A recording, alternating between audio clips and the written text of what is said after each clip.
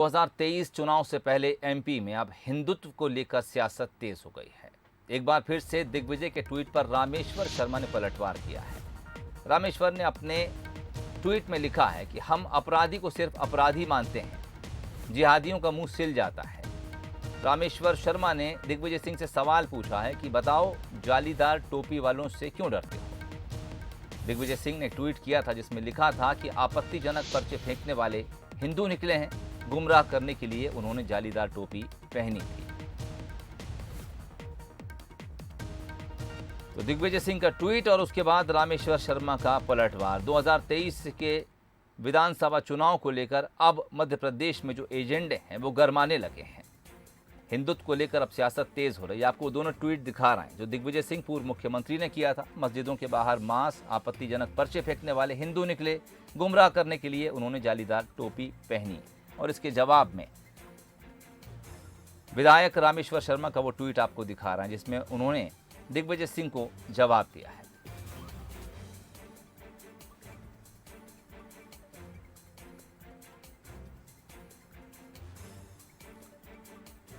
तो 2023 चुनाव की अब आहट मध्य प्रदेश में सुनाई देने लगी है। कल भी दिल्ली में एक महत्वपूर्ण बैठक थी। सत्ता और संगठन को लेकर कई महत्वपूर्ण दिशा निर्देश इस बैठक में मध्य प्रदेश के लिए जारी किए गए हैं। लेकिन जिस तरह की खबरें और जिस तरह की सियासत ट्रेंड कर रही है,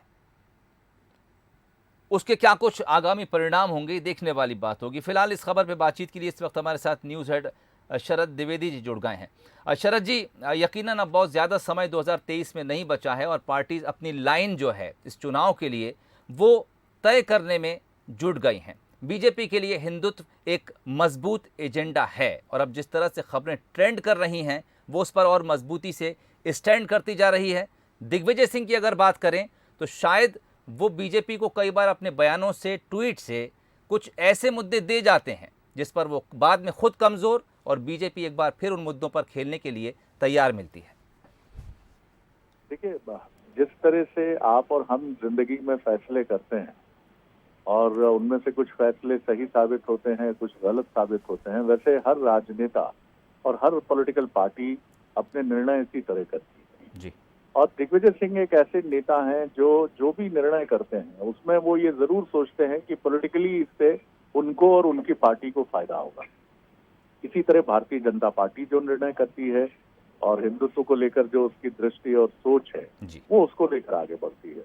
लेकिन यहाँ मैं जिस बात की तरफ आपका ध्यान और आपके माध्यम से व्यूअर्स का ध्यान, दर्शकों का ध्यान आकृष्ट करना चाहूंगा, वो बात ये है कि ये अब एक बहुत साफ लाइन हो गई है कांग्रेस की मध्य प्रदेश में दिग्विजय सिंह जी की, कि वो इसको लेकर बहुत क्लियर हैं कि वो अपनी ये शैली जारी रखेंगे और इसके पीछे उनकी दृष्टि और सोच यही है कि इससे उनको और उनकी पार्टी को फायदा होगा।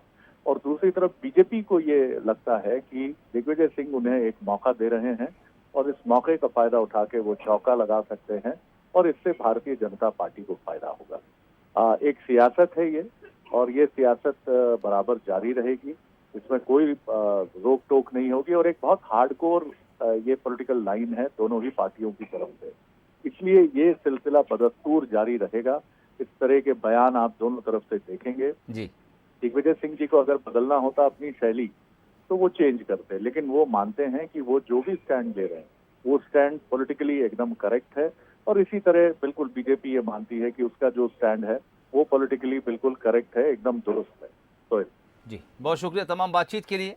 दिग्विजय सिंह को अगर बदलना होता तो शायद पहले ही बदल गए होते, लेकिन वो जो कुछ कहते हैं, जो कुछ करते हैं, वो एक सोची समझी रणनीति के तहत होता है, जो ये बताता है कि दिग्विजय सिंह की लाइन क्लियर है। वो खुद को बदलना नहीं चाहते। उन्हें लगता है कि वो जिस राह पर हैं और जो सियासी बयानबाजी वो करते हैं उसी से पार्टी को फायदा होगा, जबकि बीजेपी का शायद इससे उलट सोचना है और इसी चलते शायद दिग्विजय सिंह बार बार बीजेपी के निशाने पर भी आ जाते हैं। लेकिन ये आने वाला वक्त बताएगा कि सियासत में दरअसल जिस एजेंडे पर कांग्रेस बीजेपी काम कर रही है उसे 2023 के मद्देनजर क्या कुछ फायदा होगा।